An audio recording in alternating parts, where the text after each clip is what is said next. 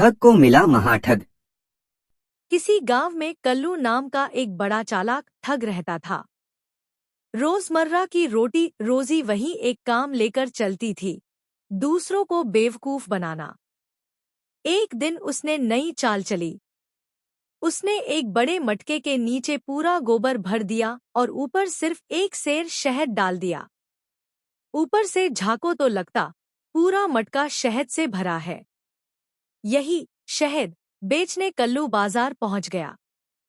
उसी दिन बाजार में दूसरे गांव का एक ठग आया था, लक्का, थोड़ा भारी शरीर वाला, तेज दिमाग और चालाकी में उस्ताद।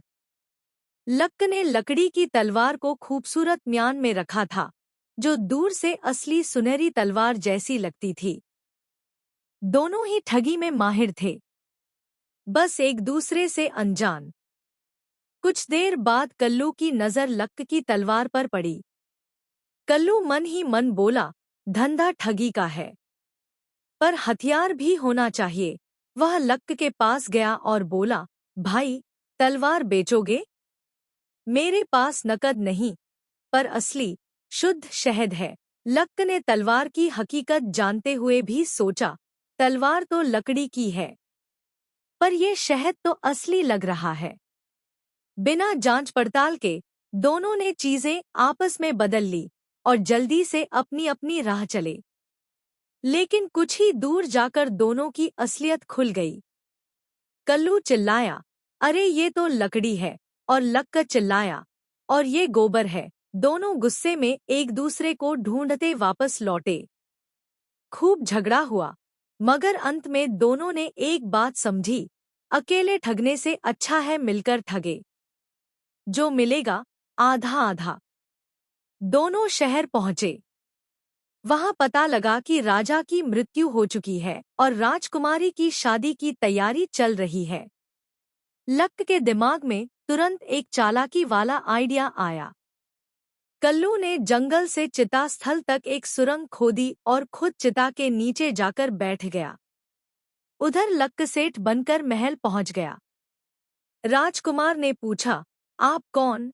लक्क बोला, कलकत्ते का सेठ हूँ। आपके पिताजी मुझसे 2 लाख के गहने उधार ले गए थे। पैसा मांगना मेरा मकसद नहीं, पर उन पर कर्ज रहेगा तो आत्मा दुखी रहेगी। राजकुमार ने प्रमाण मांगा तो लक्क बोला, चिता पर जाकर पूछ लीजिए, खुद बता देंगे।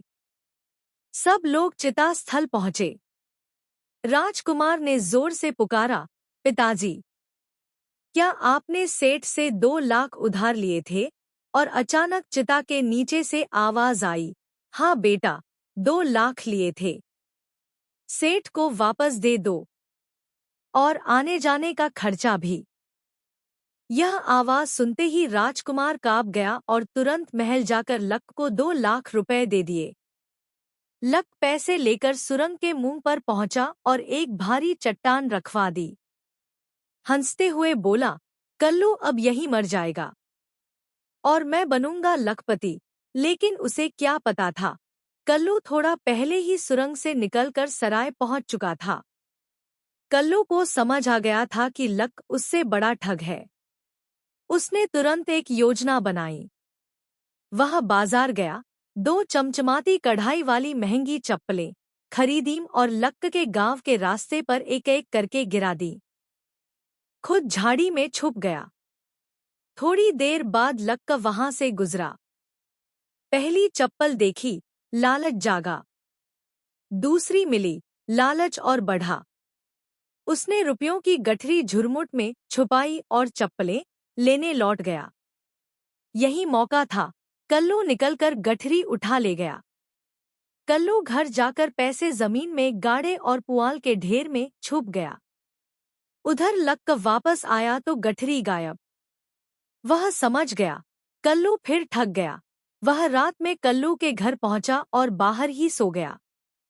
सुबह सुबह पुआल से खर्राटों की आवाज आई। लक्क मुस्कुराया। उसने कल्लू की पत्नी से आग मांगी और पुआल में लगा दी। पुआल धू धू कर जलने लगा। कल्लू घबराकर बाहर भागा और सामने लक्क खड़ा हंस रहा था। कल्लू ने उसकी ओर देखा और बोला, अरे, मैं तो अपने आप को ठग समझता था, पर तू तो महाठग निकला।